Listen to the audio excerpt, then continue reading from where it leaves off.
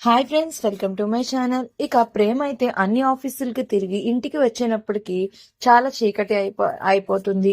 ఇక dining table దగ్గర కూర్చుని రోజా అందరూ కూడా రమాదేవి భోజనం చేస్తూ ఉంటారు. ఇక అప్పుడే చాలా అలసిపోయి వచ్చిన ప్రేమ్ కూడా ఇక తన ఫైల్స్ ని పక్కన పెట్టి డైనింగ్ టేబుల్ దగ్గర వచ్చి కూర్చుంటాడు. ఇక అప్పుడే హర్ష ఏదో కాల్ వచ్చిందని మాట్లాడడానికి అయితే వెళ్ళిపోతాడు. ఇక ప్రేమ్ అయితే ఇలా ప్లేట్లో చేయి పెట్టేలోపు, అదేంటి ప్రేమ్, నువ్వు భోజనం చేస్తున్నావు, నువ్వు ఇంటి భోజనం కూడా తినకూడదు కదా, ఇంటి నుంచి ఏమీ ఆశించకూడదంటే అందులోకి ఫుడ్ కూడా వస్తుంది కదా, అలా ఎలా తినేస్తావు, అంటే నువ్వు ఓడిపోయినట్టు ఒప్పుకుంటున్నావా అని అయితే రోజా అంటుంది.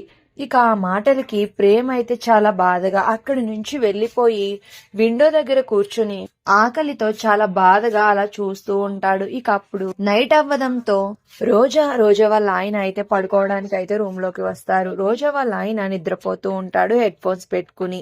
ఇక చామ్ చాలా కోపంగా వచ్చి రోజా వాళ్ళ రూమ్ లోకి బావగారు బావగారు అని అయితే పిలుస్తూ ఉంటుంది. ఏ బావగారు అని పిలుస్తున్నావేంటి అని రోజా అయితే చామ్ని పక్కకు లాక్కుని వెళ్తుంది. ఏంటి, నీకు ఇప్పుడు ఏం కావాలో చెప్పు, నేను చేస్తాను, అంతేగాని నువ్వు అలా పిలవకే, నాకు ఆయనకి నా మీద డౌట్ వస్తుంది అని అయితే రోజా అంటూ ఉంటుంది.